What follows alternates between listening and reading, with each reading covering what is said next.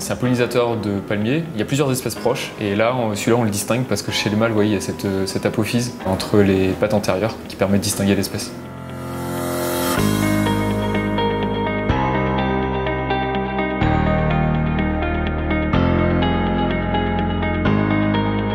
Julien Aran, entomologiste taxonomiste au Centre de biologie pour la gestion des populations. Je suis passé par l'université, j'ai fait une thèse en entomologie, en recherche en agronomie. En parallèle de mes études, j'étais passionné par un groupe d'insectes en particulier, les charançons, dans lesquels je me suis spécialisé.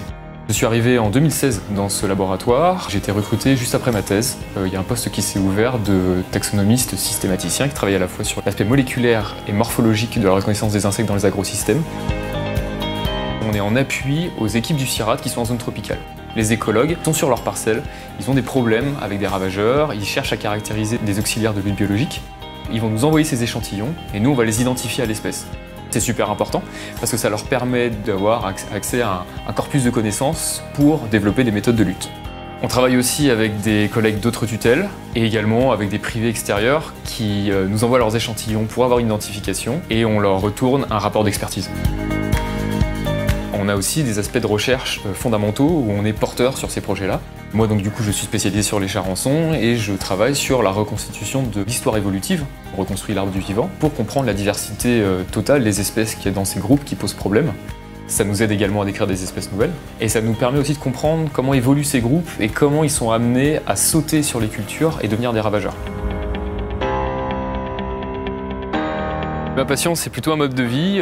J'ai été pas mal inspiré par ce que j'ai vu dans les villages, dans les pays que j'ai visités, les modes de vie traditionnels. C'est vers ça que j'essaye de tendre, essayer de produire une partie de ma nourriture moi-même. C'est important pour moi de me reconnecter un peu à la terre et de retrouver du sens dans ce que je mange. J'adore travailler la matière, que ce soit la pierre, le métal ou le bois. Puis on troque avec les voisins. Simplement lever un peu le pied par rapport à la société de consommation dans laquelle on est et de retrouver un sens dans les choses. Ma mission récemment, c'était au Gabon. Il s'agissait avec une équipe d'aller caractériser les réseaux de pollinisation en forêt tropicale. Pour cette mission, on était en contact avec des équipes de botanistes gabonais qui nous ont emmenés en canopée. On pose des pièges pour capturer des insectes à plus de 30-40 mètres de haut. L'interaction avec nos collègues au Gabon est essentielle puisque ce sont des personnes qui connaissent très bien la forêt et sans eux on serait incapable de repérer les arbres sur lesquels on travaille. Ce qui apparaît c'est qu'il y a beaucoup de charançons ravageurs mais en fait on s'aperçoit qu'il y en a énormément qui sont également des pollinisateurs et ça c'est essentiel à comprendre puisque dans les zones tropicales on est en train de s'apercevoir que sans ces pollinisateurs hyper spécifiques, les plantes ne peuvent pas se reproduire.